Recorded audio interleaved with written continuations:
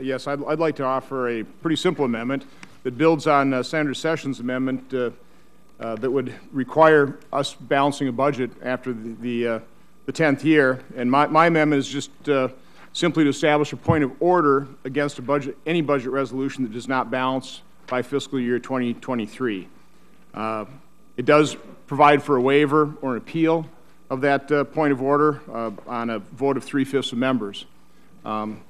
From my standpoint, kind of picking up from Senator Enzi's point, the American people really believe that we should be balancing our budget far sooner than in the 10th year.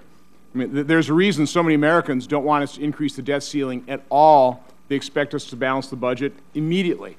But from the comments of Senator Coons, I mean, we do have some very significant promises we've made to seniors that we want to do everything we can to honor those promises, but that also directs us to doing real reforms of those programs so we can save them for future generations. And that's certainly part of the point we have to make. By balancing a budget, by putting us on a glide path, I truly do believe, having come from the private sector, the level of uncertainty that Washington is creating for our general economy is huge. And that really is, I think, hampering economic activity. So I think having a budget that puts us on a glide path toward balance would improve that, increase certainty, reduce a level of uncertainty, increase confidence. And if you really want to balance a budget, if you really want to bring more revenue in the Federal Government, and by the way, I've got to make a defense. I think folks on our side want everybody to pay their fair share. Okay, I think we also agree with a balanced approach to deficit reduction. Now, we have different ideas on how that occurs, but let me make a defense on economic growth toward increased revenue to the Federal Government. From 2009 to 2012, even with the meager economic growth we've experienced, revenue has increased the Federal Government by $344 billion per year. If we just return to a normal economy like we had in 2007, where revenue generation was 18.5%, that would increase revenue per year by $435 billion. Again, per year.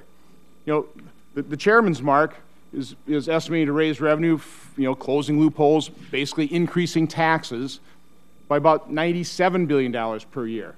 The fiscal cliff deal, again, a punishing success tax increased revenue for the year 2014 by $41 billion.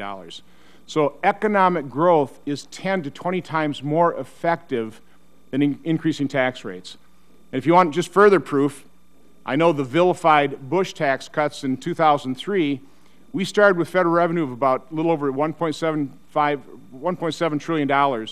Within 4 years, Federal revenue had grown by $780 billion to $2.5 trillion. That was with a tax cut. So again, everything we should be doing in Washington should be targeting and encouraging economic growth. That's how we get more revenue. That's how we achieve that balanced approach to deficit reduction. And from my standpoint, putting ourselves on a glide path with a resolution like this, as Senator Sessions proposed in his amendment, and then putting the discipline of a budget point of order will provide the confidence for our economy, for the economic growth that will actually help us balance that budget. So I certainly hope that my fellow senators would support this very simple amendment. Thank you. Thank you, Senator Johnson.